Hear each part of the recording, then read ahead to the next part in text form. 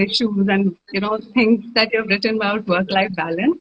And so before we begin on that, can we have this? Life balance or being a woman in plastic surgery? Well, it's about plastic surgery, and we have to, kind of be neutral about among the men. So we'll talk about work-life balance also. Yeah. So, it's things have changed a lot over the years. I think initially, or start training, you're putting forth boundaries, because otherwise we'll be working and never have a personal or family life. And I think that's also very important. And I think as more women enter the field, everybody is realizing that work-life balance is important. Not just for women, but also for men. I mean, when I finished my training, fewer than 10% of plastic surgeons were women. And so it was a whole different ball game. And in today's world, I think even the men want to have time to spend with their kids and their family too. That's true. That's true. I begin my first question, most interesting article in which you discuss, the innate habit of women to be silent and not negotiate. Right. And at the same time, when you start negotiating, you are labeled as aggressive and ambitious. How do you keep a balance with that? How do you put across your thing, what you want to get, at the same time not appearing to be very ambitious or aggressive, whatever that's called. I think one of the things to understand when we negotiate, a lot of times when we enter a negotiation, we think it's something personal and we take it very personally. You have to realize it's not a personal interaction. It is a business type of interaction. And when you negotiate, you have to go in with the facts without your emotions. I think, like, if we go in and I want something because it's better for me, if I want a job or whatever, or a salary raise or time off, and I frame it as it's all about me, that's not going to go over well. Rather, you have to start framing it in a way that it's beneficial for both parties. And then you also have to approach it more from a factual standpoint without your emotions. Yeah. That I totally agree with you. That's right. I mean, well, you have to go with that feeling, and then probably the people in front of you also go along with you when you go like that. That's true. And don't you think, like, many of my male colleagues feel that women are favored more during residency or fellowship? They get more surgical chances, and they probably get a little bit of leeway during their working hours. So sometimes, it ends up in some distasteful relationships among peers. And, how do you make your foes as friends, or, not create enemies out of friends? How not to create enemies out of friends, So yeah, just because of these, oh, she's getting less working hours. Oh, she's getting to operate more than I am. This feeling can set in, and probably, somewhere or the other, your male colleagues would have thought, I mean, some of them, some of my friends did feel like that way. That's an interesting question, because I feel like with my training, when I was a resident, it was like the guys got preferential treatment and more operating time than the women, right? And so I think that's changing. I do think part of it is that as surgeons and as plastic surgeons, we are very competitive. I mean, to get to where we are, it's a very competitive specialty to even get into. And so that competitive nature doesn't end, right? So we always want to be one-upping our colleagues or our friends, and we have to learn how to put that aside and just be fair and equitable in all of our interactions. And it shouldn't matter if you're a man or a woman. You should get the same number of hours off, the same numbers of maternity, paternity leave, the same number of calls, and all that kind of stuff. It's just we have to recognize the bias in ourselves or the favoritism and identify it, and then make an effort to correct it. I agree. So I'm reading a few feedback. A lot of women don't feel they go with you. They're saying that, yeah, men are getting more. So my next question is that, is it more like, men are perceived as more aggressive or, the more confident than women, and then is that why they get more chances or Well, more opportunities?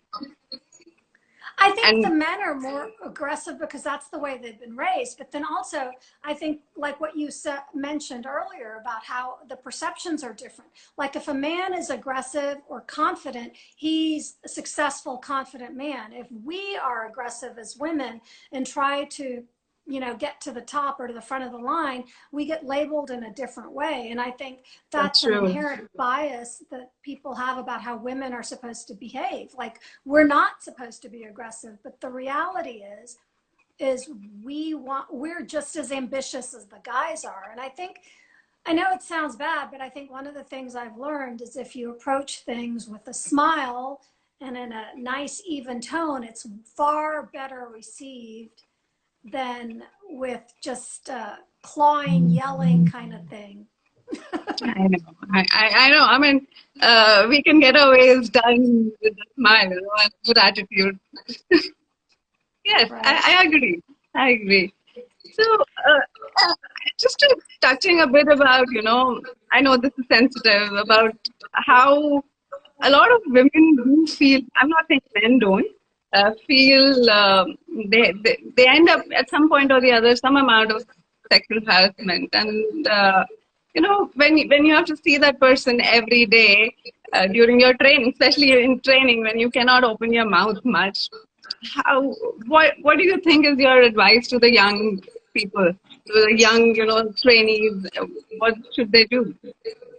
I think if there is sexual harassment, they need to report it. And I don't know what resources are available in India, but I know in the US, more resources are increasingly becoming available. I mean, when I was in training, and I started my residency in '96, and when I was in training, it was that situation. If you experienced sexual harassment, you never said a word. You just kind of kept your head under, just kept your head face down and kept on working. But I think in today's world, especially with all the awareness Yeah. about sexual harassment and bias, there are a lot more resources. And so one thing as a woman, if you were to experience that, if you had any mentors or other people you could talk to who could guide you in a direction about where to go for those resources. Well, I mean, previously, probably we can say about 10 years before, people were a little reluctant to get into, supporting somebody who was having a issue like that. But now it is not so. It is actually opening up. But, still that hesitation is there, whether you should support the person or not. Mm-hmm. I understand what you're saying. And that's why I think as women, we have to learn how to stick together, because if we can support one another as women, then we can also start to be a unified voice with everybody else. Yeah. So that brings me to the next question that, what do you have to say about mentorship among, women? Are we good mentors? How the camaraderie? Are we able to take care of each other well? I think we're learning how to do that better. I think, there also is a tendency sometimes in the old days, when there was only one spot for the token woman, then there was a lot of female competition because of the token, of tokenism. And in today's world, as our numbers of female plastic surgeons has increased, our community has increased. And so in the US, we have a very active women's Yes, plastic surgeons group. I saw And that. we really do a lot of work to help support one another and to be resources for one another so that we can help bring all of us up, and all, because if one person's successful, then we can all be successful. Yeah, I think that's the mentality that actually helps everybody. But uh, I've never had a women as a mentor much. I've always had men. But what have you had one? And if you've seen one, how do they go about mentoring? So in my training, I had mostly male mentors as well. As a practicing plastic surgeon, I think I've developed friendships and have a network of women plastic surgeons. I think mentoring, formalized mentoring, sometimes is very difficult because it's a two-way street. Like the mentor and the mentee have to have a common interest and be able to relate to one another. And then also there are different phases of our lives. And so sometimes you need mentors for different aspects of your training or your life or your work or how you survive as a plastic surgeon.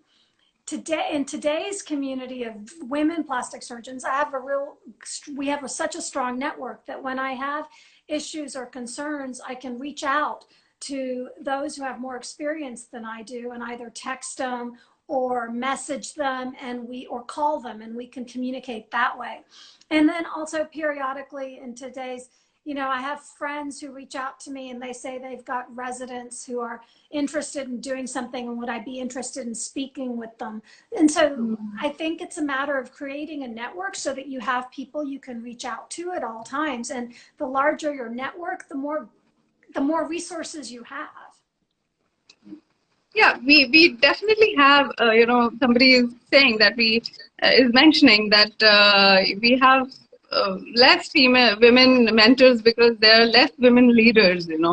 Uh, the leadership is low, and that's why we have not reached that level of having an effective mentorship, but probably having a good connection, as you say, would be a good idea. Do you think that, mentoring, please go ahead. Oh, I was just going to say, one of the things to do is you may not have a lot of female leaders in Indian plastic surgery, and we don't in the US either, but there is a huge push to develop and leadership qualities and get more women in leadership. And so this would probably be a good opportunity from an international standpoint if we started collaborating with one another and helping each other out in that way, because we may only have you may only have a few female plastic surgeons in India, but then if you think about as a global entity, that multiplies. I agree. And maybe, this mentoring should start at the residency when you have your, people in first year and you're in final year, you can actually start mentoring them and, be their buddies rather than, making them, oh, you go do this, you go do that. Right. Isn't it? Like this is probably, we need to start inculcating among ourselves, not to bully the junior, but to, mentor them, and probably then you as yourself become a better mentor and a better leader. So somebody had a question with how do you battle tokenism when there's so few women leaders? I think one of the important things to do is, so there was an article a couple of years ago about the way in politics how women bring each other up, and the idea is to amplify. So if you have one woman who's successful, then if you're in the position of power and you're a leader, and then you have another woman who's kind of background and nobody hears her, you have to make sure she gets heard, and you have to amplify what every other woman says so that everybody can come up, as opposed to just trying to drown out the other person. You want to amplify them. I think that's important. Yeah, I mean, not many of us actually go out and say, okay, this should be like that, and this is probably the reason we need to start speaking up. Mm-hmm. Okay, and definitely United States has more women leaders, although we've had in Indian societies as well, but do you think the percentage of representation is more there? So I believe right now about 17% of ASPS membership are females, but the projections are, because right now there are 30% of residents are female. So over the next 10 to 15 years, that number is going to change drastically, and we're going to see a lot more women in plastic surgery. Like I said, when I became board certified in 2004, it was 10%. So now it's 17. And then as this cohort of graduating residents complete their residencies, our numbers will increase. In terms of leadership positions and department chairs, yes, women are still behind the 8 ball and there aren't that many, but there is definitely a push to develop more leadership. And our current president for ASPS is a woman with Lynn Jeffers. And the Aesthetic Society will hopefully have their first female president within the next year or two. I think it's the year after next. So it's coming, but as we all know, it just takes time. So, just coming to the flip side of, this discussion that we're having, do you think the ideas of feminism is kind of twisted these days? What do you mean twisted? We just get so, oh, this is, you have to do this, whatever people are putting across, you just go against because it is feminism. No, Even if, I don't know. I don't no, like it's to think women, about women, things as, women all the time, and just because sometimes there are things which can be just taken as it is, and you can just people just overdo it. No, it is women's right. It is. right. Do you I think see what this you're saying. spoils the whole thing? I think it's really important that we don't get into labels and also put one person over another. I think it's about us as individuals and humans. And I think that as women, we need to be true to ourselves, and we need to be encouraged to have our goals. And the same thing is true for men as well. But like I it's a difficult thing because I think women are trained not to be confident. And I see that my husband teaches in high school and he coaches high school girls in cross country. And in Oklahoma, we're a very conservative society. And, I feel like all the guys are trained to be aggressive football players and the girls are trained to be cheerleaders. And I don't think that's right. I think they should be encouraged to be strong, independent women who can be successful in their own right. So, and so I don't know exactly how to answer your question, but that's kind of Yes, my approach. it is a very, very generalized question, so I didn't want to get into trouble. Okay, so so there's a question from the audience, and they're asking that you think that a lot of women are taking up aesthetic surgery and shunning off reconstructive because it's more challenging, or and long hours during reconstruction, pre-flap. Do you think it is like that? I don't think so. I think so. In the U.S., there is a lot of women start out in academic plastic surgery, working for universities or big hospitals. But then there is a huge dropout after a few years, and that's what the papers show. And that's primarily because they don't get any support or mentorship.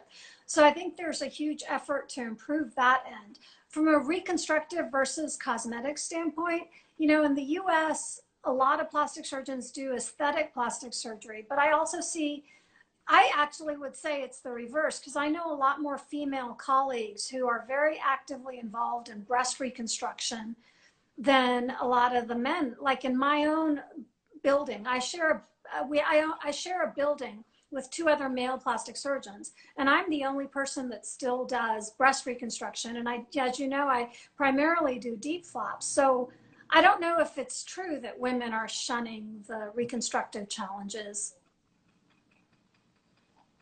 Yeah, I mean it's an individual choice, and maybe not so. It was just a question from the audience, and we just wanted Mm-hmm. your opinion Yeah. on that.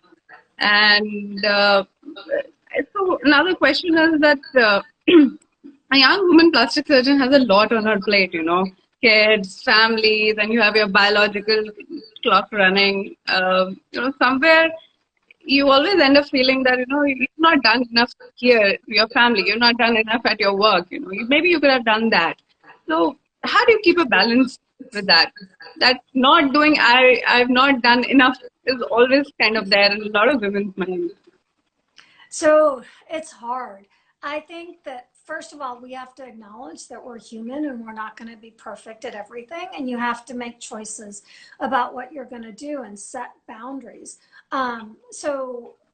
So that also means having a good partner in life and also having appropriate help when and where you need it, whether it be at the office and trusting your nurses to take care of certain things, or whether it be at home and relying on a nanny or somebody to help with childcare, or having your spouse do things. In my life, what works for me is my husband is really, he picks up the slack. He does a lot of the work at home that needs to be done. And I don't think I could be as successful as a surgeon if he wasn't there to help me out at home. Yeah, I agree. I wasn't back yesterday till midnight. My husband took care of my daughter and everything. Yeah. We had a free flap and then bleed, and I mean it was. But the kind of help that I get, I can only go on because of him. I have to credit men for that. And it's true. I don't think I would be nearly as successful as I am today professionally if it wasn't for the support of my husband. Agreed. So that one is for the men. And I mean, although you have a support, when you're in your community or when you're actually in your training and your early career before you establish, do you think that it's always the woman? I know it's for everyone, but do you think the woman has to go and prove herself an extra mile to create that credibility for herself and establish a practice, even when you're early on in your career, than men? I think so, but I would like to see that change. I mean, I know that's the way I felt when I started, was that I had to prove myself as a woman, and also I had to prove myself as a woman, and I as a surgeon, and I had to prove myself to my family and to my colleagues. I don't know if everybody's aware, but my father is also a plastic surgeon, and he was at PGI in India way back in the 60s. And he totally did not want me to be a surgeon at all. He discouraged me immensely from pursuing a surgical career. So I had to prove to my family that I could do it in addition to everybody else that I work with. Okay. So there's a question that, do you think the women prefer lady plastic surgeons more than men? Is it like that in US? I don't believe so, at least not in our community. I think in Oklahoma, there are about 25 plastic surgeons, out of which 4 of them are women, and the men are very, very busy with aesthetic surgery. So I don't think that it's true to say that female patients prefer I would agree with female you. plastic surgeons. Yeah. And did it happen anytime with you, that now when you were training, because I get that a lot, that so many a time patients with after having a full discussion, they'll come, even after you've introduced yourself, they'll say, oh, so you're going to operate on me. So how do you feel?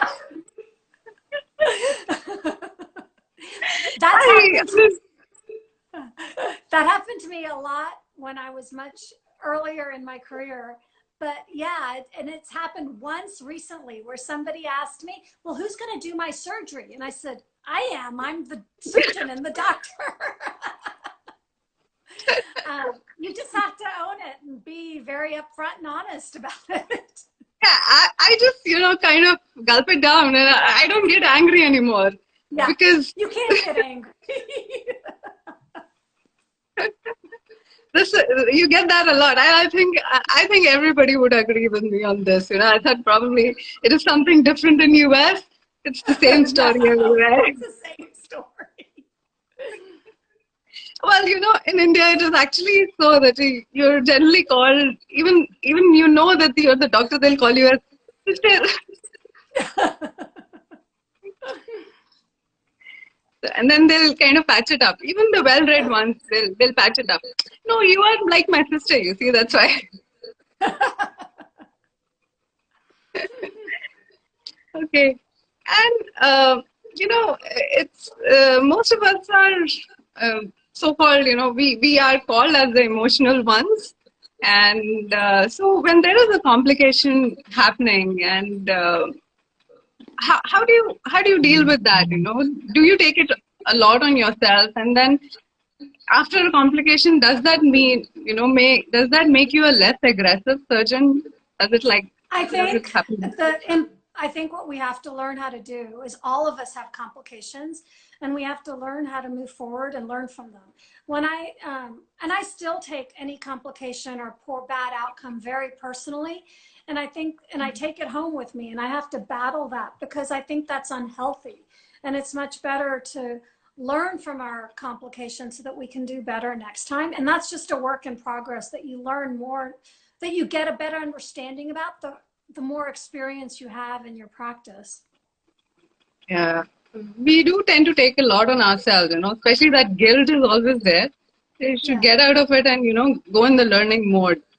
So, Dr. Kalra is asking this question, all the women plastic surgeons look gorgeous. So is there an explanation for that? We're really good at our jobs, I guess. I don't know. Okay, so this is really interesting, and I'm waiting for more questions. So there is one question. It is just a sec. I just said that even in United States, the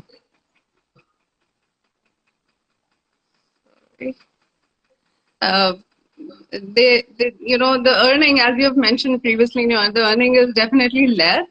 So is it still there now? And somebody wants to know why.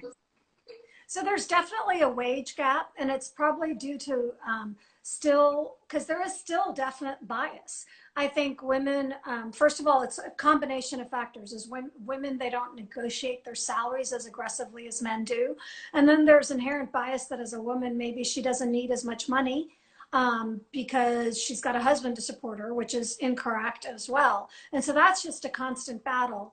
The other issues that we also have to keep in mind is sometimes, for various reasons, people may not work as many hours or things like that. I mean, and so those are personal choices, but I think the main reason is the negotiating and the fact that there's bias in what we offer to women. I know when I first had my academic job, I was offered, because before I went into private practice by myself, I was at an academic center at the University of Cincinnati, and I was offered much less than a lot of my male colleagues were offered after finishing the same fellowship at MD Anderson. And so I do think that we have a certain degree of bias.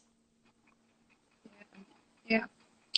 So, I mean, that's a great discussion. And do you have something to say before we close the session? No, I really enjoyed it, and it was great to see you again. And I'm like, we need to do this kind of stuff more often. I know. I mean, this was good fun. I have to thank, ASearch guys for this. They get me onto this, and I never thought that it'll turn out to be so good, It's kind of fun. I didn't start doing Instagram lives until this summer with one of my friends, and they're kind of fun to do. And it's so nice to see all the input and all the comments too. Yeah. So there's one question. Do you think giving a paternity leave in accordance with maternity leave would, pay the gap less? Do you think it'll do that? I mean, I don't think that's the only source of the pay gap, but I do think that paternity leave is important. I mean, in the US, I think a lot of residency programs are offering that now, but I don't think that's the reason for the pay gap. It's true. I think women in India have more privileges than US. I must say, we get a 6 months full paid maternity leave now, and the pay is more or less actually similar if you're not on your private practice. Like that's in amazing. government. That's really good. Yeah. That's something that's just now coming into the forefront here. 6 weeks of maternity leave is too less. Yeah. Well, I mean, a lot of residents weren't even getting that. They were getting 2 weeks, and that's it. And so I think that's been a huge, nice change for them. Yeah. So I think we are almost coming at the end of it. And overall, I think plastic surgery is one specialty which has still higher women representation. And we should use this as our bonus point, and we can take the best of both the worlds, men and women, and work towards shortcomings by supporting each other. I really enjoyed this conversation with you, Dr. Bajaj. And on the behalf of organizing committee, I must invite you for the Research 2021, which is being held in February 2021, 9 to 13. And also, I invite the other guests to kindly come and attend the conference. It was really good fun, and it'll be good learning as well in February if you can come. Great. Thank you so much for having me today. I really enjoyed it, and I'm going to try to come in February. Yes, that's great. Thank you. And I end this session now. Good night. Okay. And good morning to you. Good morning. All right. Okay.